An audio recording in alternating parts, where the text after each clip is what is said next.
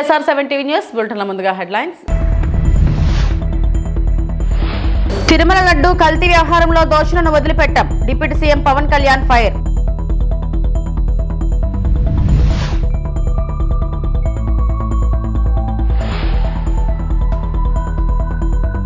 ప్రజలకు నిజాలు తెలియాలి. తిరుమల లడ్డు వ్యవహారంపై పయ్యావుల కేశవ్ స్పష్టం.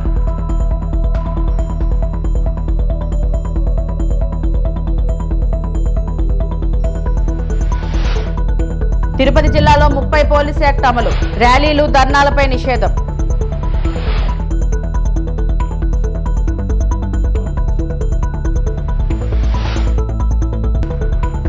ఆటో నడిపిన మంత్రి పొన్నం ప్రభాకర్. హుస్నాబాద్ లో కాంగ్రెస్ ప్రచార హైలైట్స్.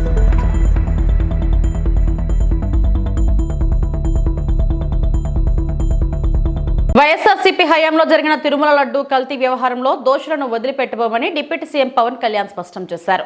తప్పు జరిగినప్పుడు క్షమాపణ చెప్పకుండా తిరిగి తమపైనే దాడి చేస్తున్నారని ఆగ్రహం వ్యక్తం చేశారు. సీఎం చంద్రబాబు నివాసంలో కూటమి నేతల కీలక భేటీ అనంతరం నిర్వహించిన మీడియా సమావేశంలో పవన్ మాట్లాడారు.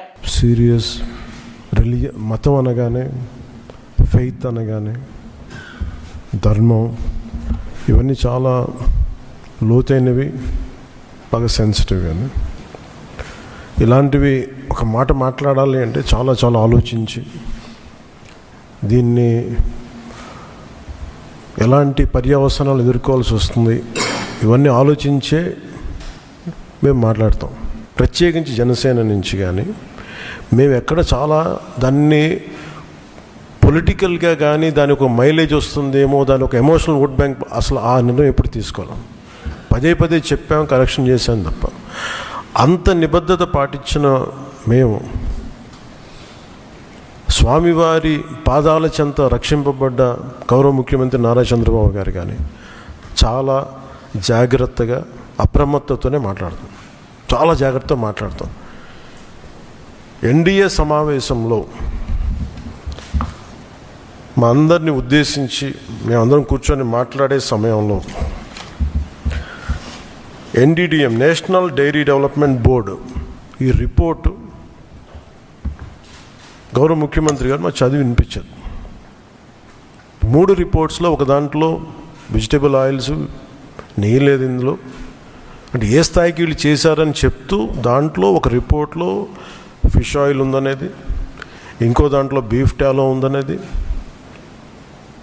ఇంకో దాంట్లో లాడ్ పంది కొవ్వు ఉందనేది, ఇంకో దాంట్లో గొడ్డు కొవ్వు. అన్ని రిపోర్ట్స్లో కూడా ఎక్కడ కూడా ఈ నెయ్యిలో నెయ్యి లేదు. 59,70,000 పైచిలుకు కిలోలు ఉండే 59,70,000 కిలోల నెయ్యి మీరు ఇది ఈ కల్తీ అసలు కల్తీ నెయ్యి అనకూడదు, దీన్ని కల్తీ వనస్పతి, కల్తీ ఈ పామాయిల్ అనాలి దీన్ని. 7 కొండల వాడికి మీరు క్షమాపణలు చెప్పాలి. ఈరోజు మీరు మాట్లాడుతుంది ఈ రోజుతో ఆగదు. ఇది ఐ విల్ మేక్ షూర్, మా కూటమి will make sure that you will be liable everyone, ప్రతి ఒక్కరు కూడా. ఇది ఎంత టైం పడుద్ది, ఏం టైం పడుద్ది అనేది సిబిఐ ఫర్దర్ రిపోర్ట్ రావాలి, అది కేసులోకి మన కోర్టులకు వెళ్ళాలి. అన్నీ అయిన తర్వాత ప్రతి ఇది అయితే మేము 100% దీన్ని వదలం. ఖచ్చితంగా ఈ దోషులను ఎవరైతే ఉన్నారో మేము క్షమాపణ చెప్పడం కాదు, మీరు భగవంతుడికి మోకరిల్లే వరకు యుద్ధం సాగొద్దు. తిరుమల లడ్డు కల్తీ వ్యవహారంలో ప్రజలకు వాస్తవాలు తెలియాలని ఏపీ మంత్రి పయ్యావుల కేశవ్ అన్నారు. కొన్ని అంశాలను బయట పెడుతున్నామని చెప్పారు. సీఎం చంద్రబాబు నివాసంలో కూటమి నేతల కీలక భేటీ అనంతరం Chandrababu, deputy CM Pawan, BJP రాష్ట్ర అధ్యక్షుడు మాధవ్, పలువురు మంత్రులు మీడియా సమావేశం నిర్వహించారు. తొలుత పయ్యావుల మాట్లాడుతూ పలు విషయాలు వెల్లడించారు. ఎంతో పరమ పవిత్రంగా హిందువులు భావిస్తారు. అట్లాంటి లడ్డూని గత పాలకుల సమయంలో లడ్డూలో గట్టిగా ఉందని, దాంట్లో ఎప్పుడూ ఉండేటువంటి సువాసన రావడం లేదని, త్వరగా పాడైపోతుందని, రుచిలో మార్పు ఉందని అనేక విషయాల్ని పత్రికలు రాశాయి, భక్తులు చెప్పారు, ధర్మకర్తల మండలి దృష్టికి కూడా తీసుకుపోవడం జరిగింది. 2023లో అనుకుంటా అప్పుడు ఉన్నటువంటి ధర్మారెడ్డి గారి దృష్టికి పోర్టులో ఉన్నటువంటి కార్మికులు కూడా ఇది నెయ్యి అసలు పేరుకోవడం లేదు, నూనెలాగా జారిపోతూ ఉంది, దీంట్లో ఆ లక్షణాలు లేవు అని అంటే ఇది ఆర్గానిక్ నెయ్యి అలానే ఉంటుందిలే అని చెప్పినట్టు మన దృష్టికి రావడం కూడా పత్రికల్లో మనం అందరం చదివిన విషయాల్ని గుర్తు చేస్తూ ఉన్నాం కొన్ని. ఇది ప్రజల ముందుకు పెట్టాము ఇది వరకే. దీంట్లో చాలా స్పష్టంగా ఏం చెప్పింది అని అంటే చివరి ఒక్క లైన్ మాత్రం, టెస్ట్ ఫర్ బెటాసిస్టోస్టెరాల్ పాజిటివ్. ఇప్పుడు ఏదైతే ఎన్డీడీబీ కాఫ్ టెస్ట్లో వచ్చిందో బెటాసిస్టోస్టెరాల్ ఉంటే ఇవన్నీ ఉండే అవకాశం ఉంది అని, దాంట్లో కన్క్లూజివ్గా రాకపోయినా బెటాసిస్టోస్టెరాల్ టెస్ట్ పాజిటివ్ అని వచ్చిందంటే దాదాపు ఆ డైరీ ఎక్స్పర్ట్స్ ఉన్నారు, ఆ డైరీ ఎక్స్పర్ట్స్ వీళ్ళందరూ దీన్ని ఈ సిఎఫ్టిఆర్ఐ రిపోర్ట్ని గత పాలక మండలి చైర్మన్ గారి దృష్టికి తీసుకెళ్ళినట్టుగా ఒక నిందితుడు పేర్కొన్నట్టుగానే ఛార్జ్షీట్లోనూ వాళ్ళకు వచ్చినటువంటి దాంట్లో చెప్పారు అనేటువంటిది స్పష్టంగా తెలుస్తూ ఉంది మనకి.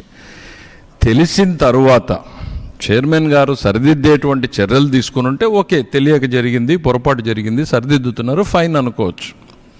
దాన్ని తొక్కి పెట్టారు, దాని గురించి మాట్లాడలేదు, మాట్లాడడానికి వచ్చినటువంటి వ్యక్తుల్ని కూడా మాట్లాడకుండా చేశారు. ఇది 22లో జరిగిన నేరం.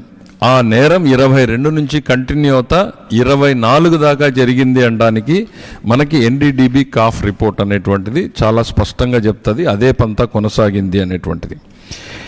ఈరోజు ఏం చేశారు అనంటే 59.71 లక్షల కల్తీ నెయ్యి సరఫరా చేయబడింది అనేటువంటిది తెలిసింది మనకి. 234 కోట్ల రూపాయల టీటీడీ నిధుల దుర్వినియోగం చేయబడ్డాయని స్పష్టంగా చెప్పింది. ఈ కల్తీ ఎందుకు జరిగింది, దీంట్లో పాత్రదారులు ఎవరు, ఎలా జరిగింది అనేటువంటి చూసినప్పుడు, మీరు నాకు కిలోకు 25 రూపాయలు ఇవ్వండి నెయ్యికి, ఇస్తే మీరు సరఫరా చేసేలాగా నేను మీకు అవకాశం కల్పిస్తాను అని అంటే ఆ బోలేబాబా డైరీ అధికారులు దాన్ని తిరస్కరించడం, వెంటనే ఇక్కడికి వచ్చిన తర్వాత ఆ ప్రొక్యూర్మెంట్ ఆఫీసర్స్కి వేరే కాంపిటీషన్ సంస్థ చేత, ప్రీమియర్ డైరీ అనుకుంటా, వాళ్ళ చేత ఒక కంప్లైంట్ తీసుకుని విత్ ఇన్ డేస్ దాన్ని బ్లాక్ లిస్ట్లో పెట్టించడం జరిగింది. అంటే మా బలం ఇది, మేము చెప్పిన టర్మ్స్కి రాకపోతే మిమ్మల్ని ఈ రకంగా చేస్తామనేటువంటి ఎగ్జాంపుల్ని ఇచ్చిన తర్వాత నెగోషియేషన్ స్టార్ట్ చేశారు. మళ్ళీ అదే సంస్థతోనే చేసినట్టుగా తెలుస్తుంది. సిద్దిపేట జిల్లా హుస్నాబాద్ పట్టణంలో మున్సిపల్ ఎన్నికల ప్రచారంలో మంత్రి పొన్నం ప్రభాకర్ పాల్గొన్నారు. ప్రభుత్వ సంక్షేమ పథకాల అభివృద్ధి కార్యక్రమాలు వివరిస్తూ కాంగ్రెస్ పార్టీ అభ్యర్థులను గెలిపించాలని ఓటర్లకు విజ్ఞప్తి చేశారు. 6వ వార్డులో గిరిజన మహిళలతో కలిసి నృత్యం చేశారు. స్థానిక పెద్దమ్మ ఆలయం నుంచి ఎల్లమ్మ ఆలయం వరకు స్వయంగా ఆటో నడిపి కార్యకర్తల్లో ఉత్సాహం నింపారు.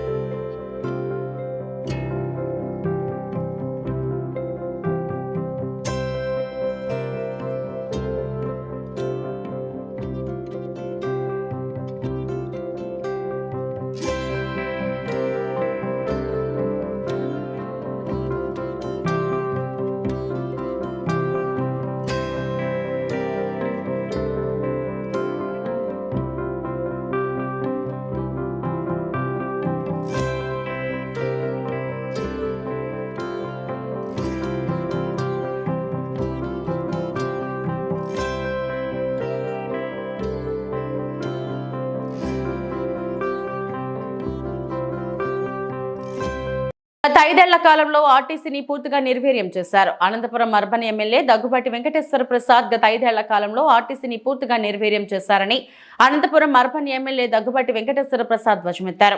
అనంతపురం నగరంలోని ఆర్టీసీ ప్రాంగణంలో ఆర్ఎం కార్యాలయానికి భూమి పూజ నిర్వహించారు. ఈ కార్యక్రమానికి అనంతపురం అర్బన్ ఎమ్మెల్యేతో పాటుగా తెలుగుదేశం పార్టీ జిల్లా అధ్యక్షుడు పూల నాగరాజు ముఖ్య అతిథులుగా హాజరయ్యారు. ఈ సందర్భంగా వారు మాట్లాడుతూ ఆర్టీసీని బలోపేతం చేసేందుకు ప్రత్యేకంగా కార్యాలయాన్ని ఏర్పాటు చేస్తున్నామని తెలియజేశారు. గతంలో ఎన్నడూ లేని విధంగా ఆర్టీసీకి నిధులు కేటాయించడం, అభివృద్ధి పనులను చేయడంలో తమ ప్రభుత్వం ముందంజలో నిలుస్తుందని తెలిపారు. మహిళలకు ఉచిత ప్రయాణాన్ని అందించి మహిళా అభ్యున్నతికి పెద్ద ఎత్తున కృషి చేసిన ప్రభుత్వం తమదేనని తెలియజేశారు. ఈరోజు అనంతపురం నగరంలో అనంతపురం అర్బన్ నియోజకవర్గంలో కొత్త ఆర్ఎం ఆఫీసు 2 కోట్ల రూపాయలతో భూమి పూజ చేయడం జరిగింది. ఆర్టీసీ రీజనల్ చైర్మన్ అయినటువంటి మా పూల నాగరాజన్న గారి ఆధ్వర్యంలో అంటే గత 30 ఏళ్ల నుంచి ఆర్ఎం ఆఫీస్ పెండింగ్లో ఉంది. అంటే గత 5 ఏళ్లలో కానీ ఎవరు పట్టించుకోలేదు. మా సోదరుడు నాగరాజు గారు రీజనల్ చైర్మన్ అయిన తర్వాత నాట్ ఓన్లీ అనంతపూర్ మొత్తం మా రీజనల్ మొత్తం దాదాపు 20 కోట్ల రూపాయలతో ఈ 6 నెలల కాలంలోనే ఫండ్స్ తీసుకొని రావడం జరిగింది. ముఖ్యంగా అనంతపూర్ జిల్లాకి నిన్న 6 కోట్ల రూపాయలతో గుత్తిలో కొత్త బస్ స్టాండ్కి భూమి పూజ జరిగింది. అలాగే ఈరోజు ఆర్ఎం ఆఫీసు అంటే దాదాపు 30 ఏళ్ళ నుంచి పెండింగ్ ఉండే ఆర్ఎం ఆఫీస్ని ఈరోజు 2 కోట్ల రూపాయలతో భూమి పూజ చేయడం జరిగింది. అంటే మా తెలుగుదేశం ప్రభుత్వం, మా ముఖ్యమంత్రి నారా చంద్రబాబు నాయుడు గారు అభివృద్ధి వైపే చూస్తున్నారు. అంటే గత చాలా ఏళ్ళ నుంచి పెండింగ్ ఉండే వర్కులు అయితే ఏమి, అలాగే ఎంప్లాయీస్ కావాల్సిన ఫెసిలిటీస్ అయితే ఇవన్నీ ఈరోజు మా ముఖ్యమంత్రి నారా చంద్రబాబు నాయుడు గారు అరేంజ్ చేస్తున్నారని చెప్పేసి తెలియజేస్తాను. ముఖ్యంగా అనంతపురం అర్బన్ నియోజకవర్గానికి సిటీ బస్సులు కానీ రాబోతున్నాయి. నేను యాక్చువల్గా మా చైర్మన్ గారు అయినటువంటి నాగరాజు గారికి విన్నవిస్తే 10 బస్సులు అనంతపురానికి సిటీలో తిరగడానికి ఎలక్ట్రిక్ బస్సులు రాబోతున్నాయి. దానికి శాంక్షన్ చేసిన దానికి సోదరునికి ప్రత్యేకంగా ధన్యవాదాలు తెలుపుతున్నాను. అలాగే మా ముఖ్యమంత్రి చంద్రబాబు నాయుడు గారికి, అలాగే మా యువ నాయకులు లోకేష్ గారికి ధన్యవాదాలు తెలుపుతున్నాను. ముఖ్యంగా మా తెలుగుదేశం ప్రభుత్వం ఏర్పడిన తర్వాత మా ముఖ్యమంత్రి వర్యులు మహిళల పక్షపాతి స్త్రీ శక్తి పథకం కింద ఈరోజు మహిళలకు ఉచిత బస్సు ప్రయాణం స్టేట్లో శ్రీకాకుళం నుంచి అనంతపూర్ వరకు ఎక్కడైనా, హిందూపూర్ వరకు ఎక్కడైనా ప్రయాణించవచ్చు. అంటే ప్రజల మీద, ప్రభుత్వం మీద భారం పడినా కానీ మహిళల పక్షపాతి కాబట్టి మహిళలు బాగుండాలని చెప్పేసి ఈరోజు స్త్రీశక్తి పథకం కింద మహిళలకు ఉచిత ప్రయాణం కల్పించడం జరిగింది. దీని నుంచి అనేకమైనటువంటి మహిళలకి అవేర్నెస్ పెరిగింది. అంటే ఇక్కడ ఏం చేయొచ్చు, అక్కడ టౌన్లోకి వెళ్ళి ఏం చేయొచ్చు, ఇవన్నీ అవేర్నెస్ పెరిగి ఈరోజు అనేకమైనటువంటి అభివృద్ధి కార్యక్రమాలుగా జరుగుతూ ఉన్నాయి. వైకాపా నాయకులు జగన్మోహన్ రెడ్డి రాయలసీమపై మొసలి కన్నీరు కార్చడం, కపట ప్రేమ ప్రదర్శించడం హాస్యాస్పదమని రాజ్యసభ మాజీ సభ్యురాలు, కాంగ్రెస్ పార్టీ రాష్ట్ర ముఖ్య అధికార ప్రతినిధి డాక్టర్ నర్రెడ్డి తులసిరెడ్డి ధ్వజమెత్తారు. గురువారం పోతిరెడ్డిపాడు వద్ద రాయలసీమ ఎత్తిపోతల పథకం పూర్తి చేయాలంటూ వైకాపా నాయకులు నిరసన సభ జరపడం విడ్డూరమన్నారు. రాయలసీమకు అన్ని విధాల ద్రోహం, మోసం, అన్యాయం చేసిన జగన్మోహన్ రెడ్డి, వైకాపా నాయకులు ఈ రోజు తగుదనమ్మా అంటూ రాయలసీమ పట్ల మొసలు కన్నీరు కార్చడం విడ్డూరమని తులసిరెడ్డి విరుచుకుపడ్డారు. రాష్ట్రంలో ప్రమాదకర స్థాయిలో ఎయిడ్స్ వ్యాధి విస్తరిస్తుందని తులసిరెడ్డి అన్నారు. ఏమాత్రం ఆలస్యం చేయకుండా ప్రభుత్వం వెంటనే ఎయిడ్స్ పట్ల అవగాహన కార్యక్రమాలు ముమ్మరం చేసి ఎయిడ్స్ వ్యాధి విస్తరణకు అడ్డుకోవాలని తులసిరెడ్డి కేంద్ర, రాష్ట్ర ప్రభుత్వాలకు విజ్ఞప్తి చేశారు. వైకాపా నాయకులు జగన్మోహన్ రెడ్డి రాయలసీమ పట్ల మొసలి కన్నీరు కార్చడం, కపట ప్రేమ ప్రదర్శించడం చాలా హాస్యాస్పదంగా ఉంది. ఈరోజు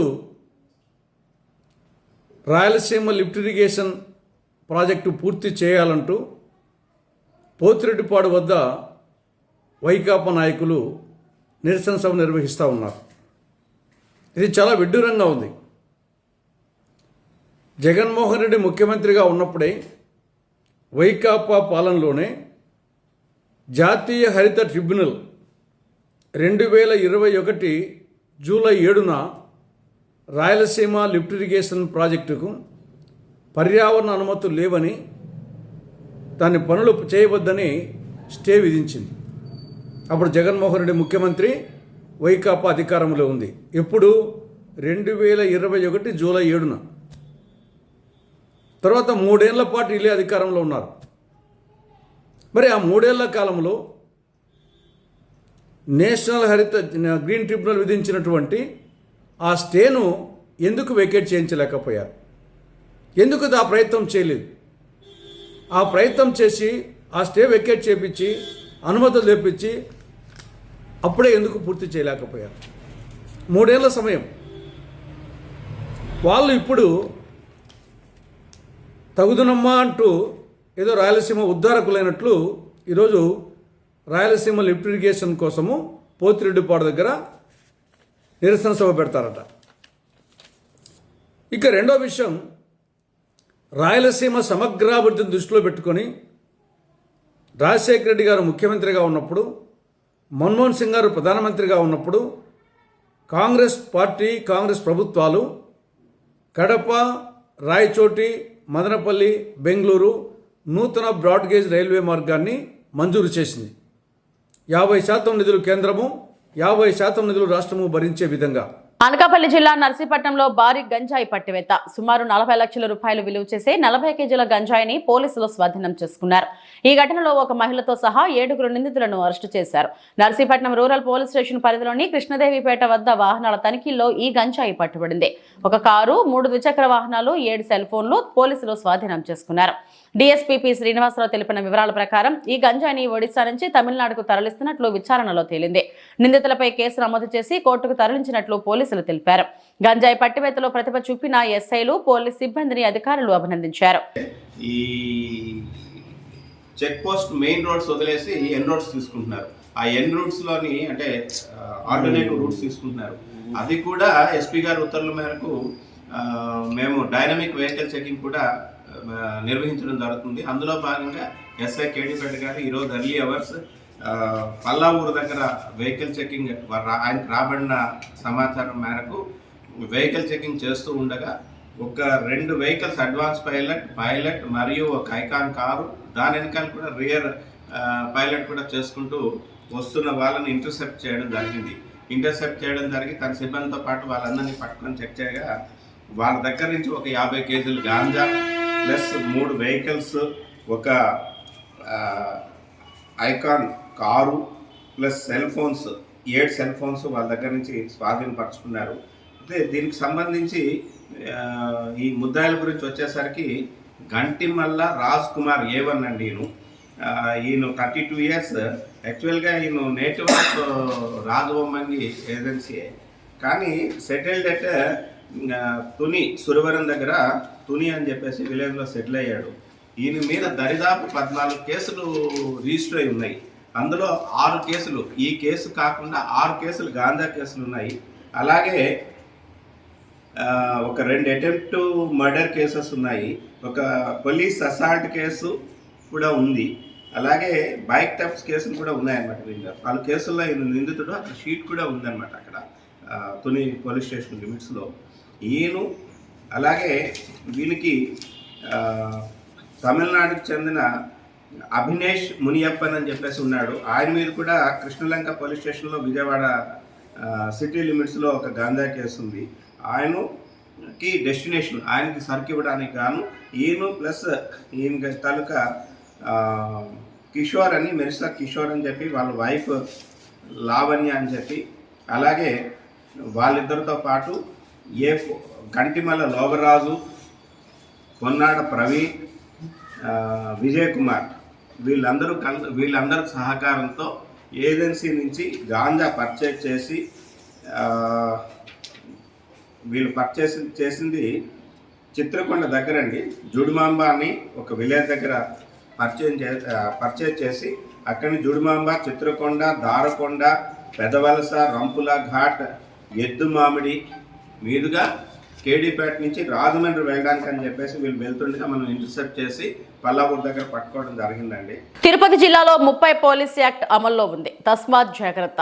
తిరుపతి జిల్లా railway Koduru rural circle inspector Srinivasulu మాట్లాడుతూ, మన జిల్లా నందు 30 పోలీస్ యాక్ట్ అమల్లో ఉంది కనుక ప్రజలు ఎవరు ర్యాలీలు, సమావేశాలు, ధర్నాలు, రాస్తారోకోలు, సభలు నిర్వహించకూడదని, నిర్వహించాలంటే పోలీస్ వారి అనుమతి తప్పనిసరని, అనుమతి లేకుండా నిర్వహిస్తే శాంతి భద్రతల దృష్ట్యా వాళ్లపైన చట్టరీత్యా చర్యలు తీసుకుంటామని చెప్పారు. సైబర్ క్రైమ్ నేరగాళ్ల వలలో పడకుండా ప్రజలు జాగ్రత్త వహించాలని చెప్పారు. మేము ఎప్పుడూ ప్రజలకు అందుబాటులో ఉంటామని, ఏ సమస్య వచ్చినా పోలీస్ స్టేషన్కు ప్రజలు రావాలని ప్రజాసేవ మాధ్యమని అన్నారు. నమస్కారం. తిరుపతి జిల్లాలో 30 పోలీస్ యాక్ట్ అమల్లో ఉంది. దీని మేరకు ఎవరైనా ధర్నాలు, ర్యాలీలు లేదా మీటింగ్లు, సదస్సులు, సమావేశాలు ఏర్పాటు చేయాలంటే ఖచ్చితంగా పోలీసు వారితో ముందస్తు పర్మిషన్ తీసుకోవాలి. పర్మిషన్ లేకుండా ఎటువంటి నిరసనలు కానీ, ధర్నాలు కానీ, ర్యాలీలు కానీ చేసినట్టయితే వారిపైన చట్టపరమైన చర్యలు తీసుకోవడం జరుగుతుంది. కాబట్టి పర్మిషన్ తీసుకొని చేయండి, లేదా పర్మిషన్ లేకపోతే ఎటువంటిది చేయకుండా ఉంటుంది. మీ సర్కిల్ పరిధిలో లా అండ్ ఆర్డర్ ఎలా కంట్రోల్ చేస్తున్నారు? మా సర్కిల్ పరిధిలో 4 స్టేషన్లు ఉన్నాయి. పుల్లంపేట, పెరగలూరు, ఓలవరపల్లి, చిట్వేలు. ఇక్కడ మా ఎస్ఐలు, మా స్టాఫ్ ప్రతిరోజు విలేజ్లకు పోవడము, గ్రామాల్లో ఎటువంటి సంఘటనలు జరగకుండా ముందస్తుగా సమాచారం సేకరించడము, పీపీఓ సిస్టమ్ ద్వారా, విలేజ్ పోలీస్ ఆఫీసర్ సిస్టమ్ ద్వారా మీ గ్రామాల్లో జరిగే ప్రతి చిన్న సంఘటన కూడా పోలీసు వారు ముందుగానే పసిగట్టి దానిపైన దానికి తగ్గట్టుగా తగిన చర్యలు తీసుకోవడం జరుగుతుంది.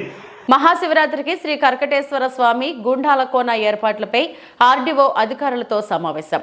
తిరుపతి జిల్లా చిట్వేలు మండలం పరిధిలోని నగరిపాడు పంచాయతీ శ్రీ కర్కటేశ్వర గుండాల కోన దేవస్థానం నందు మహాశివరాత్రి ఉత్సవాలు ఘనంగా నిర్వహించాలని, ప్రజలకు అన్ని విధాల అధికారులు దగ్గరుండి తమ యొక్క సేవలు అందించాలని, అక్కడ ఎటువంటి అవాంఛనీయ సంఘటనలు జరగకుండా చూసుకోవాలని, పారిశుద్ధ్యం, ఆహార రవాణా, ఆరోగ్యం, వాటర్, ఫైర్, ఫారెస్ట్ వాలంటీర్స్ మొదలగు ఆల్ డిపార్ట్మెంట్లో కలిసి పనిచేయాలని, భక్తులకు ఎటువంటి ఇబ్బంది లేకుండా చూసుకోవాలని, నడిచి వెళ్లే భక్తులకు మార్గ మధ్యమున వాటర్ ట్యాంకులు పెట్టి త్రాగునీరు ఏర్పాటు చేయాలని, మహిళా భక్తులకు మొబైల్ టాయిలెట్లు ఏర్పాటు చేయాలని, మార్గ మధ్యన ట్రాఫిక్ అంతరాయం కలగకుండా గట్టి బందోబస్తు నిర్వహించాలని, ఏపీఎం, ఏపీఓ, ఐసీడీఎస్ సిబ్బంది ఖచ్చితంగా గుండాల కోనందు విధుల్లో ఉండాలని, మెడికల్ ఆఫీసర్ ఎటువంటి విషపురుగులు ఎవరినైనా కరిచినా విషయానికి సంబంధించిన ఇంజెక్షన్లు, మాత్రలు రెడీగా ఉంచుకోవాలని, అక్కడ ఒక 104 వెహికల్ ని కూడా ఉంచాలని చెప్పారు.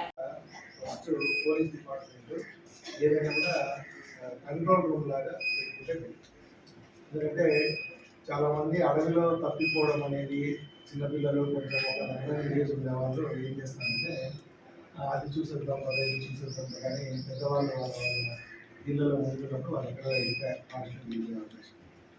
కాబట్టి కంట్రోల్ రూమ్ ఒకటి ఉండాలి. సిగ్నల్స్ వస్తాయి కదా వాకి టాకి అలాగే రెవెన్యూ నుంచి కూడా కంట్రోల్ రూమ్ ఉంది. కంట్రోల్ రూమ్ అంటే మీరు ఒక ఏర్పాటు చేసి మొబైల్ నెంబర్ పెట్టండి, ఒక చిన్న ఫ్లెక్సీ లాగా తర్వాత అక్కడ గుడికి లీడ్ చేసేది మెయిన్ రోడ్డు గుడి పరిసరాలు ఒకరు పెట్టండి, కొంచెం వాళ్ళకి అవేర్నెస్ తెలుస్తుంది. నెంబర్ 2 ఇవన్నీ మినిట్స్ రాసుకోవాలి. ఫ్లెక్సీలు ఏదంటే రికార్డ్ చేసుకోండి. సో అదొకటి. ఫ్లెక్సీస్ ఫారెస్ట్లో ఏదైతే ఏరియాలో ఆ ప్రాంతానికి పడుతుంది. దైవదర్శనం చేసుకొని తొందరగా వెళ్ళిపోవాలి తప్ప అక్కడ చుట్టుపక్కల ఫారెస్ట్లు తిరగడానికి. తర్వాత ఇంకా చెప్పి మనం కొన్ని తెప్పించేస్తే బెటర్. ఎందుకంటే ఒక్క దగ్గర ఉంటే సరిపోదు కదా, వాళ్ళు కమ్యూనికేట్ చేయాలంటే ఇంకొకటి ఉండాలి. ఫైర్ ఇది జరిగే అవకాశం ఉంది కాబట్టి పొరపాటున కూడా శానిటేషన్ సిబ్బందిని పెట్టి క్లీన్ చేసి ట్రాక్టర్లలో ఎత్తి ముక్కు పెట్టి సో శానిటేషన్ అనేది చాలా చాలా ఇంపార్టెంట్. మీరందరూ కూడా అక్కడ శానిటేషన్ సంబంధించి కేర్ తీసుకోండి. తర్వాత ఎలాంటి పోలీస్ డిపార్ట్మెంట్ మీరు బందోబస్తు చూసుకోండి. తర్వాత మీరేమైనా ఈ ఫారెస్ట్ దాంట్లోకి ఏరియా 2 acres అనుకుంటాం కదా, అది దాటి బయటకు వెళ్ళకుండా ఎవరైనా మీ వాళ్ళలో కొంతమంది చేయడానికి. తర్వాత ఆర్డబ్ల్యూఎస్ పిఆర్ వచ్చేసి మీరు అక్కడికి పోవడానికి దారి ఉందండి, అక్కడ చూసుకోండి. పిఆర్ వాళ్ళు మెయిన్గా అదే. తర్వాత అక్కడ ఏమైనా చెరువులు ఇలాంటివి ఉన్నాయా? వాటర్ ఫాల్స్ 2-3 ఉంటాయి. ఇప్పుడు వాటర్ ఫాల్స్ ఉన్నాయా? వాటర్ ఫాల్ ఉంటే ఖచ్చితంగా బ్యారికేడింగ్ పెడతారు. సైబర్ నేరాల నియంత్రణ కట్టడి లక్ష్యంగా హైదరాబాద్లోని కమాండ్ కంట్రోల్ సెంటర్లో సైబర్ సెక్యూరిటీ బ్యూరో షీల్డ్ 2.0 సదస్సు నిర్వహించారు. ఈ కార్యక్రమానికి డీజీపీ శివధర్ రెడ్డి, సిఎస్ రామకృష్ణారావు ముఖ్య అతిథిగా హాజరయ్యారు. బాధితులకు రక్షణ, డిజిటల్ భవిష్యత్తుకు భద్రత అనే నినాదంతో సాగిన కార్యక్రమంలో ఏఐ ఆధారిత పోలీస్ వ్యవస్థపై తమిళనాడు, పంజాబ్ ఐపీఎస్ అధికారులతో ప్రత్యేక చర్చ నిర్వహించారు. ఈ సందర్భంగా ఏఐ రోబోలను ప్రదర్శించారు.